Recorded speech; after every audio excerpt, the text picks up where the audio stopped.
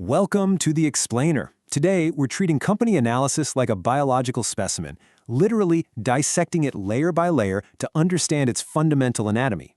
As financial detectives, our ultimate goal is to evaluate a company's true value, right? But here's the catch. We can't accurately predict the future without thoroughly mapping out the past and the present. So we are putting the modern corporation under the microscope to see exactly how its internal machinery operates. Here's our agenda for today. First, the anatomy of research reports. Second, decoding the business model. Third, driving the revenue engine. And finally, classifying operating costs. Let's get right to it. Section 1. Anatomy of Research Reports. Okay, take a look at the bottom orange layer of this pyramid. This perfectly illustrates the three-step hierarchy of company analysis, and it establishes a hard truth. Understanding the past and present is the absolute foundational base before any forecasting can happen. You have to nail down the business model and analyze historical revenue, sure, but you also have to evaluate capital investments, things like return on invested capital and the weighted average cost of capital, and you've got to assess working capital through the cash conversion cycle. Only once you understand that operational base can you move up to industry positioning in the middle, and finally, the actual forecasting and valuation at the very top. You literally cannot build a reliable financial model on a shaky understanding of a company's history. Now, you might be wondering how analysts actually package all this research. Well, an analyst report structure shifts drastically depending on whether they're introducing the company or just providing a quick update. An initial report, often called initiating coverage, is incredibly extensive. It's written for an audience that isn't knowledgeable about the issuer yet, so it heavily features Porter's 5 forces, deep industry overviews, and comprehensive business strategy. But a subsequent report? That's for the familiar crowd. It's much shorter, highly focused on comparing expected results to actual quarterly results, updating target prices, and adjusting for new risks.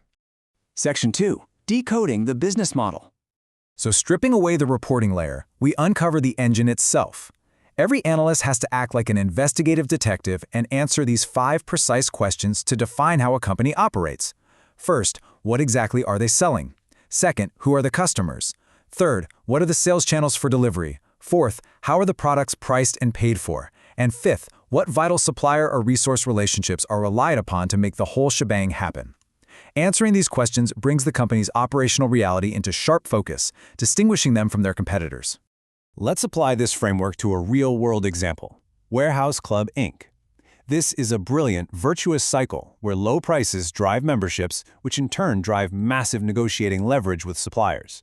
Rather than carrying countless items, they intentionally limit their inventory to about 4,000 highly curated consumables. But the real genius here? It's the $60 annual membership fee. That fee actually subsidizes the low prices of the goods. Because they move massive volumes of limited items, they can squeeze their contract manufacturers for the absolute lowest costs. It's a highly distinct strategy that perfectly answers our 5 detective questions. Section 3. Driving the revenue engine. With the engine identified, let's look at the fuel that powers it, revenue. Analysts usually look at the big picture first, tracking how a company captures its slice of the massive macroeconomic pie.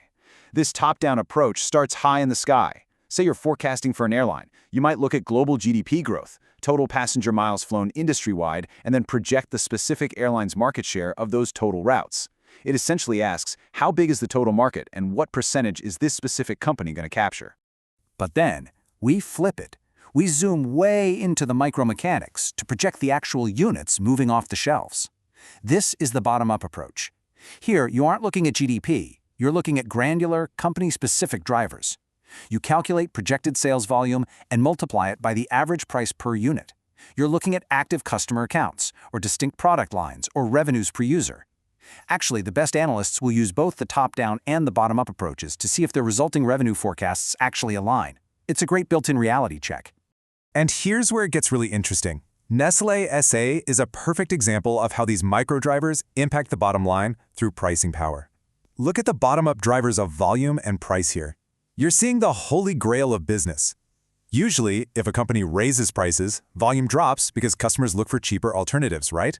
But because Nestlé heavily invests in proprietary brand trademarks, like Nespresso and Purina, they've created immense distinctiveness. Their industry structure and competitive strategy give them the pricing power to raise costs, maintain their volume, and ultimately expand their operating margins. Section 4. Classifying costs and profitability. Finally, let's dissect the metabolic efficiency of our specimen by looking at operating profitability and costs. Now, financial reporting standards like IFRS and US GAAP usually require companies to report costs by function, meaning you'll see line items for cost of goods sold or research and development. But as an analyst, as an investor, you are deeply concerned with cost behavior. You need to know which of those costs vary directly with output, like raw materials, and which costs stay completely stagnant regardless of sales, like rent or salaried compensation. Why does that even matter? Because it forces us to ask this absolutely crucial question. How sensitive is profit to a change in sales? If a company's sales suddenly drop by 10%, will their profits just dip slightly, or will they absolutely crater? The answer depends entirely on how their operating costs behave in the short run.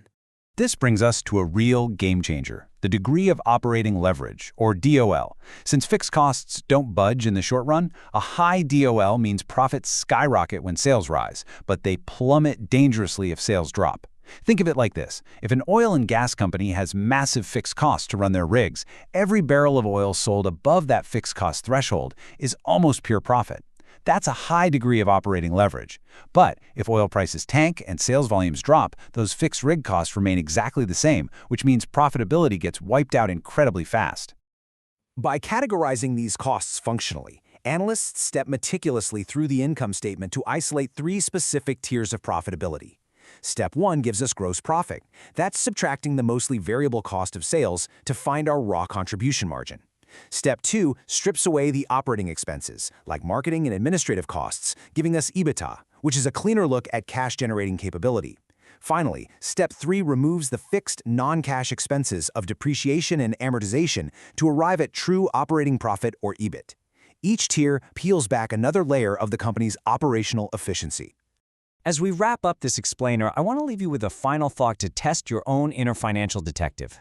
We've seen how to tear down a research report, interrogate a business model, forecast the top-down and bottom-up revenue engines, and slice through the layers of operating leverage. We also know we must evaluate capital structure and working capital efficiency. But remember, the numbers on a spreadsheet are just a quantitative expression of a forward-looking view. The real question is, have you done the foundational work on the past and present to ensure that your view of the future is actually grounded in reality? Keep analyzing, keep questioning, and I'll see you in the next explainer.